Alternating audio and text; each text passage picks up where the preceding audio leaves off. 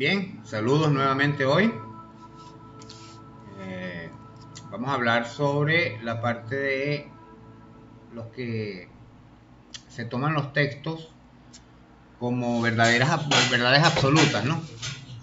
Y en particular sobre la parte de los que se leyeron al Capital como la Biblia evangélica, como texto fundamentalista, que son estos capitalistas ortodoxos, capitalistas ortodoxos.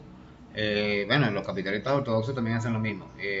Los comunistas ortodoxos, los socialistas ortodoxos, los socialistas científicos, que llaman, que se leen los textos de Marx y Engels como si fuesen sagrados. Entonces, nadie los puede refutar porque son textos científicos, sí, son textos científicos, pero son teorías, no son leyes. Y las teorías están enmarcadas en la corrección de errores o defectos. ¿Ok? Volvemos entonces al tema de que puede realmente derrotar a la revolución bolivariana, hoy viendo también lo de la parte de la creación del Frente Popular Revolucionario, donde se separan los partidos de masa o el partido de masa con los partidos de cuadro y los movimientos sociales. Véase un detallito. Si los movimientos sociales se separan del partido de masa, no se le van las masas. Pierden votos, por lo menos. El otro punto es que se pierde lo que llamamos contraloría. Se pierde el amigo que te dice que estás despeinado, que tienes que corregir aquí o por allá porque tienes fallas, tienes errores. Se pierde la autocrítica. Y se pierde en sí la gestión de gobierno. Y hay que entender que los partidos de masa terminan convirtiéndose en partidos gobierno, ¿ok? Que cuando les quitas el gobierno se acaba el partido. Dura 2 días y se disuelven los partidos, desaparecen. Entonces hay que entender que estas cúpulas que están dentro del partido, y no estoy hablando solo de los de arriba, estoy hablando desde el nivel desde los consejos comunales, desde el CLAP, que están enquistados ahí, que se roban la bolsa de comida, que no dejan que entre alguien sea quien sea, un independiente, uno del gran polo patriótico, o un opositor que quiera la bienestar para su comunidad, no los dejan entrar. Y eso es un error, porque entonces si queremos sumar gente, ¿cómo sumamos gente si de una vez nosotros mismos lo estamos apartando? Entonces, sí, nosotros sumamos al populacho, a la barriada, pero entonces nos sumamos a la clase media. Señores, las revoluciones las hacen las clases medias, no las hacen los barrios. Ya los he explicado. Porque la clase media es la que termina dirigiendo al pueblo. Porque es la que tiene conciencia de lo que o debería tener conciencia, porque aquí la clase media, lo que llaman sociedad civil, no la tiene. Claro, ya ellos no son pueblo, ¿no? Ellos son sociedad civil. Porque son los que están alienados y tienen ese lavado de cerebro. Pero eso es otro tema que hablo en otros videos y en otros escritos. Recuerden esta página, o este canal, mejor dicho, de YouTube, con mi nombre, Enrique Sturjan Ochoa, 2020. Les recuerdo que hay otros con mi mismo nombre, pero son de 2011, 2013, 2014, donde hablaba de otros temas, pues eran básicamente de un programa de radio que se llamaba Calabozo en Desarrollo, que era en función del desarrollo endógeno, cultura, turismo, economía, productividad y todo esto. Temas que se han perdido. ¿Por qué se han perdido? ¿Por qué? Por esa hegemonía del partido único que ha cometido error tras error. Ahorita está el presidente avanzando en la parte de la productividad agrícola. Y volvemos a lo mismo, le siguen financiando al que tiene, el campesino como yo que me desvalidaron la finca no me dan porque tienes que estar fundado. Pero ¿cómo me voy a fundar si me robaron todo? Me dejaron 4 tubos. Se llevaron la casa completa, el ranchito pues. Me dejaron los parales del rancho, más nada. Entonces, ¿cómo voy a estar fundado? Entonces, quiero producir, no puedo. Tengo que producir con dinero de mi bolsillo. ¿De dónde? Estamos en cuarentena, nadie está produciendo plata ahorita, estamos viviendo literalmente, bueno, como quien puede, como quien puede. Entonces, insisto, es recurrente en ello por razones obvias que la actitud ciega de la ideología tergiversada y desactualizada que se basa en el europensamiento, o digámoslo así, el pensamiento eurocentrista, eurocéntrico, que poco o nada tiene que ver con lo nuestro, latinoamericano, abyayala, explotado, colonizado, con otra idiosincrasia, donde había socialismo cuando todavía aquí habían civilizaciones grandísimas, avanzadísimas y con socialismo, cuando todavía en Europa se mataban a piedra y palo como los cavernícolas, como Pedro Picapiedra. Entiéndanse eso. En América el socialismo es más, se puede hacer hasta más avanzado que el socialismo científico que tanto sueñan. Ah, pero no nos dejan, porque es una suerte de sistemas de poder donde la izquierda termina siendo lo mismo que la derecha, los extremos se juntan.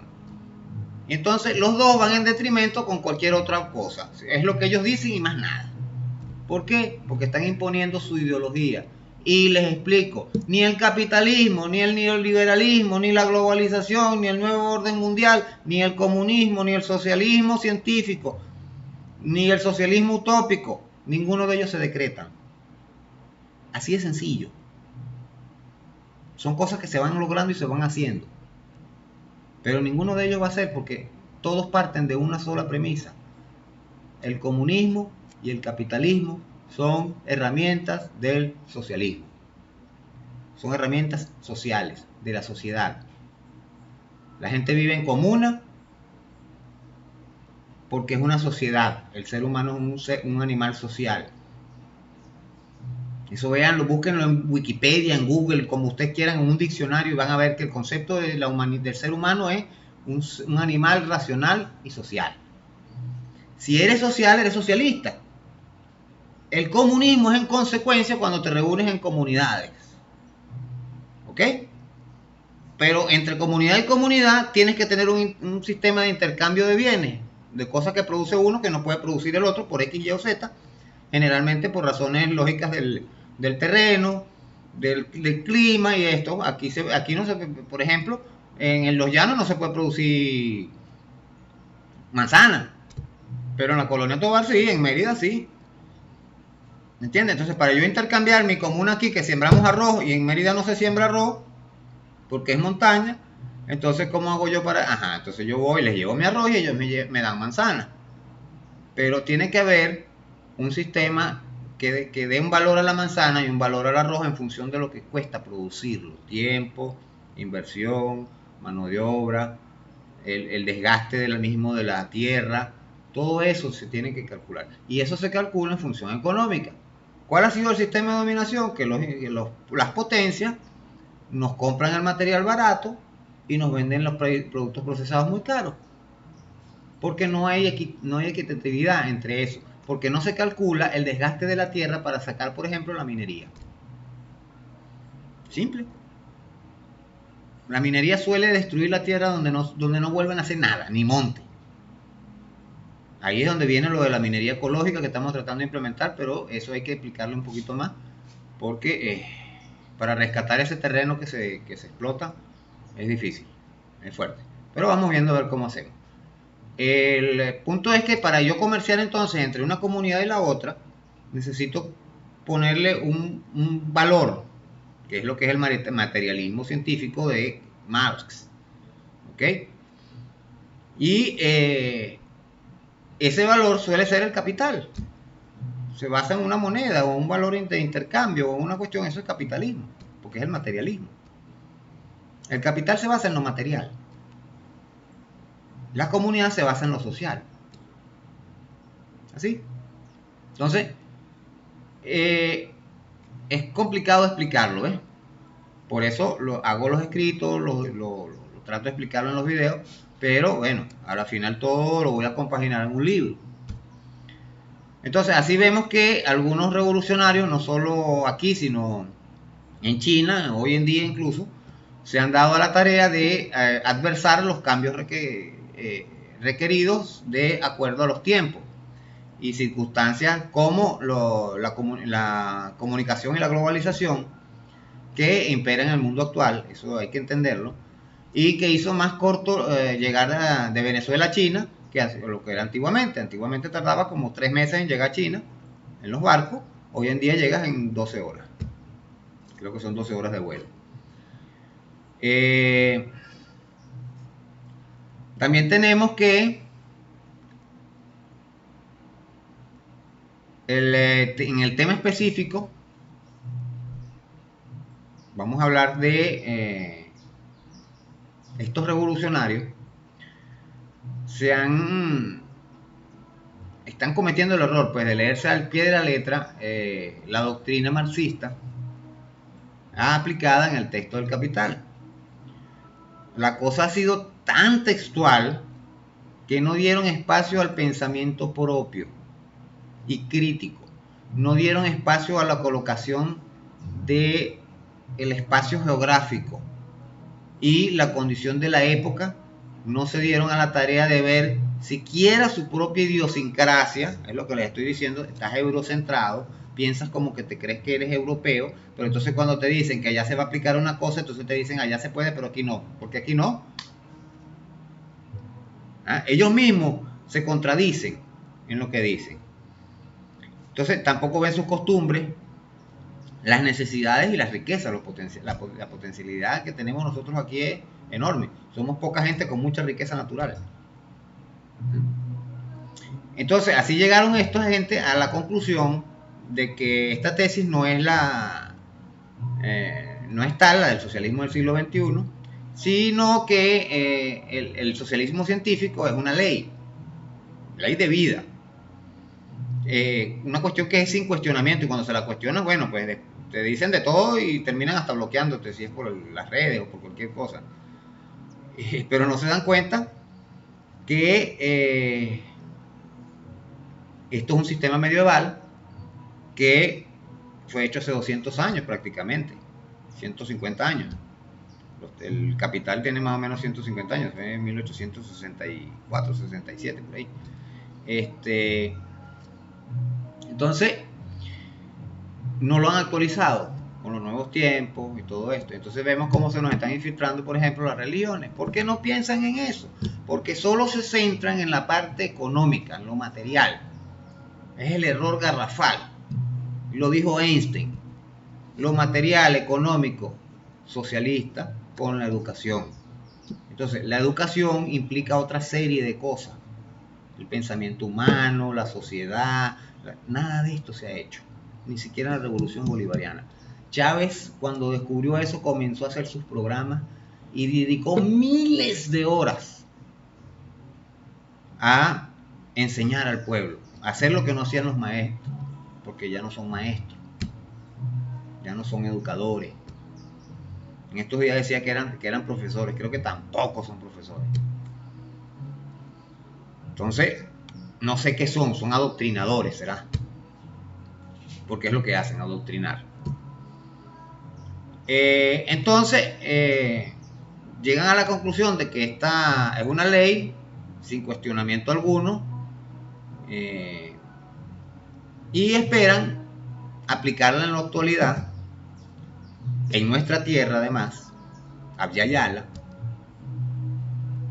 convirtiéndose con esto en opositores a los cambios que se requieren, opositores al mismo socialismo que estamos haciendo, a la misma revolución, y terminan derrocando, tumbando la revolución y que vuelva la oligarquía capitalista otra vez. Eso es el círculo vicioso, lo que llamamos el círculo. ¿Cómo se rompe ese círculo? Con que alguna de las dos cosas cambien. El capitalismo no va a cambiar, porque es la parte mala del ser humano, y después que el ser humano está corrompido es muy difícil enderezarlo, por no decir que imposible. Entonces hay que cambiar la parte socialista, la parte de la izquierda. Como decía Fidel Castro, hay que cambiar todo lo que debe ser cambiado, empezando por nosotros mismos. Hay que acabar nuestra conceptualización. Entonces, ahorita tenemos una separación de partidos, de masas y de cuadros. Y eso va a restarle votos al partido de masa, va a sumarle votos al partido, los partidos de cuadro, pero no van a pasar a ser partidos de masa. Y eso le va a dar mucha oportunidad a la oposición de tomar ciertos espacios. Si esto continúa así dentro de unos años, dentro de poco tiempo, volverá al capitalismo. Volveremos a la época del Caracazo. Entonces, como decía Fidel, hay que cambiar todo lo que debe ser cambiado, incluidas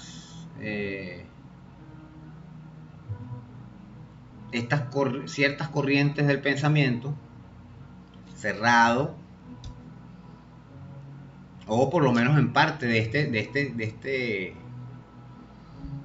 ¿cómo se llama eso? Sectarismo que tienen, ¿ok? Y tienen que abrirle las puertas a otras corrientes del pensamiento y dejar que esto suceda. Eso fue lo que logró hacer Chávez, la unidad de todas esas corrientes de pensamiento, y en función de el socialismo del siglo XXI. Ahora, sin Chávez, los socialistas científicos han vuelto a la tesis de que el socialismo científico es el que es, no hay más ninguno. Los dos hacen lo mismo, adoctrinan en función de los dos, me refiero a capitalismo y comunismo y socialismo científico, adoctrinan en función de sus intereses ideológicos, idearios, ¿ok? Y terminan siendo lo mismo, fascismo. Terminan despotricando de todo lo que sea intermedio. Y ambos terminan hablando de dictaduras, del capital por un lado y dictadura del proletariado por el otro. En ambos casos, unos van en detrimento de otros. Las minorías en contra de las mayorías y las mayorías en contra de las minorías. El que me diga a mí que ser socialista es que yo dé la mayor suma de felicidad posible a la mayoría del pueblo y no a todo el pueblo, está pelado. Es a todo el pueblo o a ninguno. O hay patria para todos o no hay patria para ninguno, dice por ahí un cantante, creo que era argentino. Y es un lema bastante bueno para mi partido, por lo menos. De hecho, nosotros lo pusimos en un canal que nosotros tenemos, se llama La Patria para Todos. Un canal de cuando teníamos unos programas de televisión y esto y aquello. Y allí tenía yo algunos de esos programas, los descargué ahí en ese canal de YouTube. Como venía diciendo,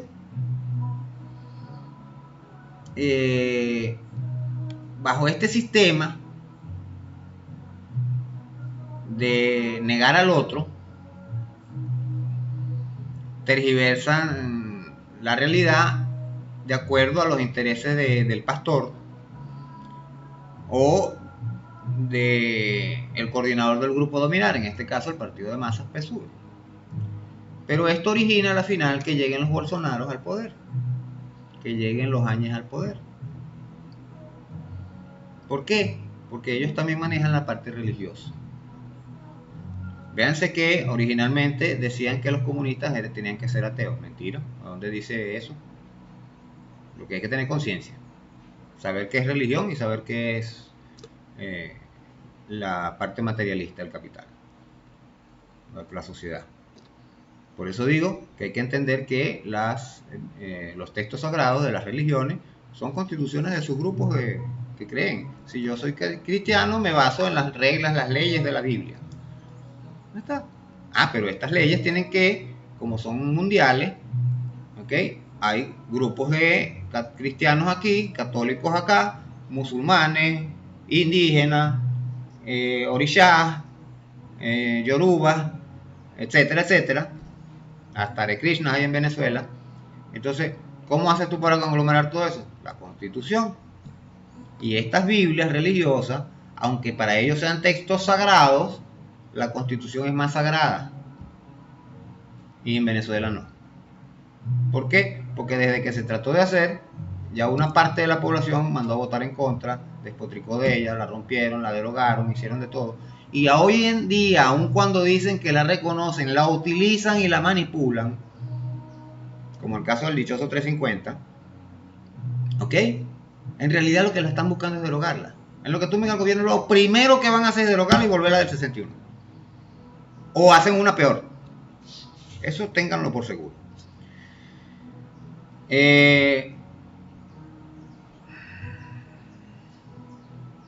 Hasta donde yo he entendido, en todo lo que he aprendido en mi vida, en lo que es la parte de la idea del socialismo, es que la idea es acabar con los pobres, hacer que todos seamos clase media y acabar con los ricos, hacer que ellos bajen a ser clase media.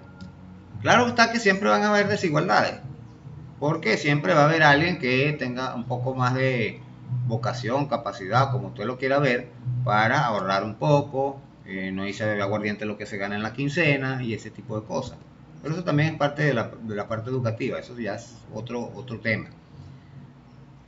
¿Okay? Pero las desigualdades deben ser lo menos distantes posible. Y hoy en día la desigualdad del mundo está creciendo pero exorbitantemente. Vean lo que estaban diciendo, que con el coronavirus los ricos se han hecho 10 veces más ricos y los pobres 10 veces más pobres.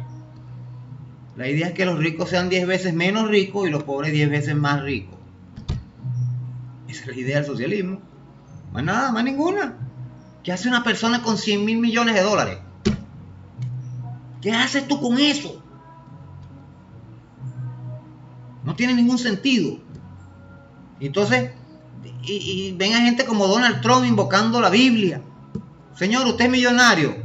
Usted es el primerito que Jesucristo decía que no entraba al reino de los cielos. No agarre la Biblia que no le cuadra. ¿Qué pasó? Que en el siglo III Constantino la acomodó para que favoreciera a los ricos. Y en eso estamos hoy en día. Y hoy en día la utilizan como símbolo, como forma de dominación del mundo, y ahí tienen a los Bolsonaros, a los Áñez, pero en el tercer mundo, en los países europeos, el ateísmo es enorme. Y en Estados Unidos también utilizan la Biblia solamente para controlar a la gente de los barrios. Véanlo, estudienlo y analícenlo y se van a dar cuenta.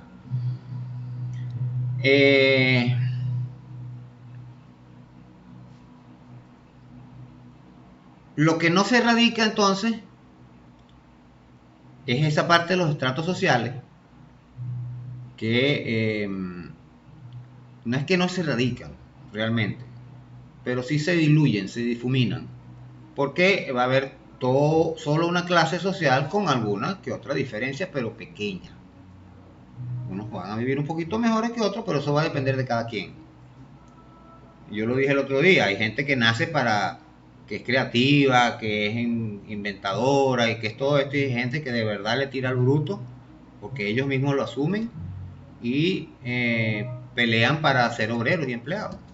Yo tengo una amiga que ella dice que el trabajo intelectual no es trabajo, y dice que trabajar en una oficina tampoco es trabajo, que hay que ser obrero.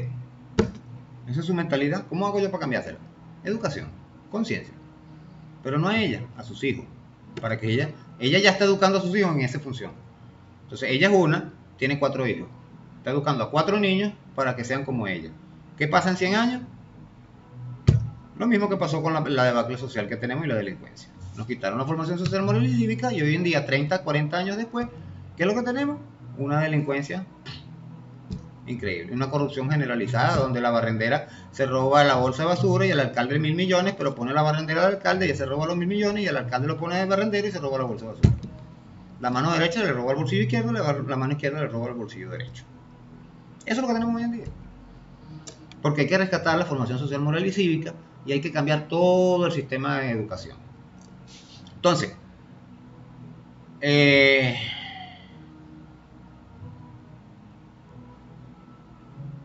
esto vemos que al sacar a la gente de la pobreza, también les damos una conciencia, porque hay muchos que creen. Ayer estaba discutiendo con una persona que me dijo: yo tengo 8 títulos universitarios.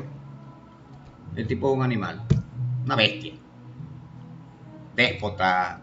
Entonces yo me volteé y le dije: mira, hermano, los títulos no hacen a la gente hace los títulos, y usted definitivamente no es gente. Usted puede ser doctor, lo que usted quiera, pero gente no es. Eso fue lo que le dije. Todo el mundo me aplaudió, porque saben que es verdad. Una persona maleducada, déspota, arrogante, grosera. ¿De qué le sirvieron los títulos? Él pasó por la universidad nunca pasó por él. Así de sencillo. Entonces, lo peligroso en este juego es cuando se plantea que sumamos el número de pobres que hemos mejorado hoy en día, la clase media que ha mejorado su estatus de vida, cuando nos atacan económicamente los poderes de facto, estos poderes económicos entonces le echan la culpa a los gobiernos, y esa clase media sobre todo asume que es así, y no, para no perder sus privilegios que les dio el que está ahorita en el gobierno, lo que es la revolución, entonces se suman a la oligarquía, que cuando vuelva al poder los va a volver a hacer pobres.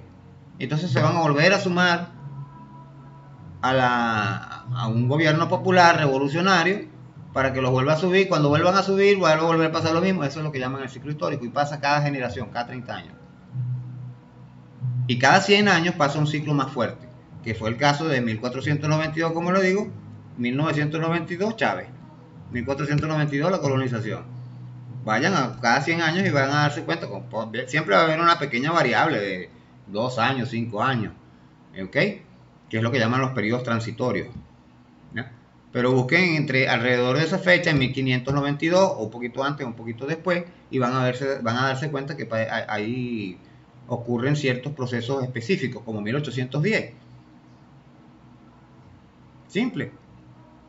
1810 comenzó en 1796, cuando llegó Miranda con la bandera, cuando Wally España, o un poquito antes cuando Andresote.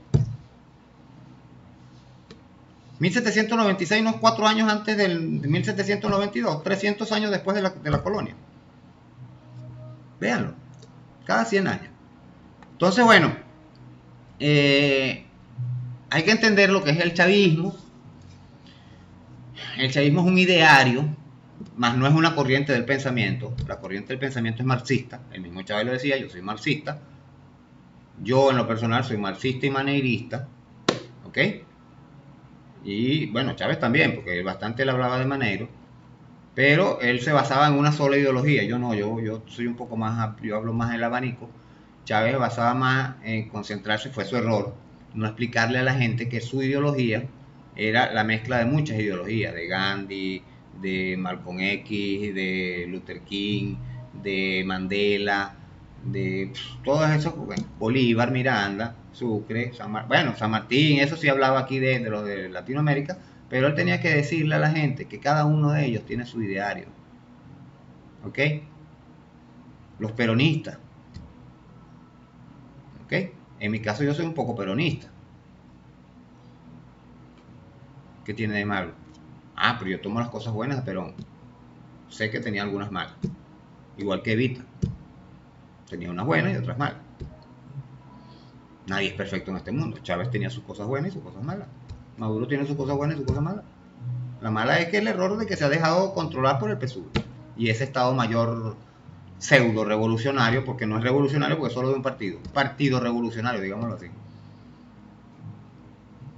Cuando usted me incorpore a mí al polo patriótico, a los movimientos sociales, entonces va a ser un Estado Mayor revolucionario. Así de sencillo.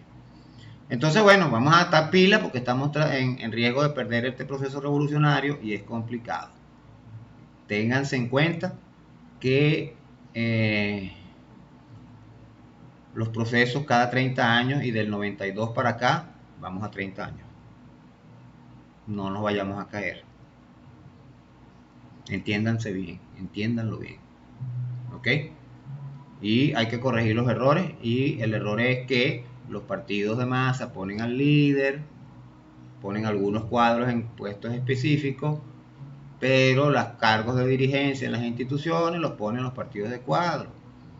Los líderes van con su pueblo, los dirigentes en las instituciones. Es sencillo. Lo dijo el Che, lo dijo Fidel, lo dijo Marx, lo dijo Engels, lo dijo todo el mundo, lo dijo Chávez. Chávez inició eso hasta que el día que hizo el PSUV, hasta el 2006. En 2007 ya no había ministros del Gran Polo Patriótico. Entonces, bueno, vamos a corregir esto. Hablamos más adelante.